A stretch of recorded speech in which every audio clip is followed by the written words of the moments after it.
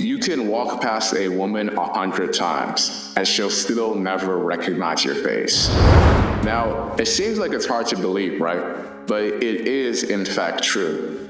Now, for those of us who are men, if you don't see a lot of people every day, you tend to remember faces, right? You tend to remember the faces of the girls you went to school with, the girls you went to work with, the girls that you see on the train, bus, or even driving to work every day, right? Because as men, you simply don't have nearly as much as options as women do, especially if you're not rich and famous. Now, put yourself in the shoes of a woman, and imagine you have hundreds of guys trying to date you, right?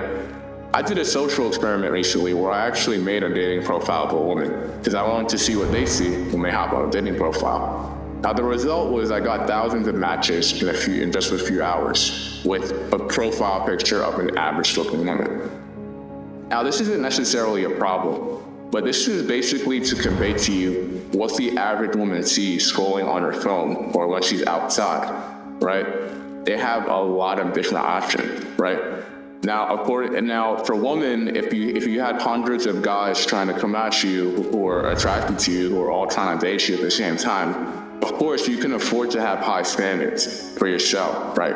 You can afford to filter out the vast majority of men. This isn't necessarily a problem, but this is basically to convey to men that, if you're not a high status male, according to a woman, you're simply invisible to her, and that's true.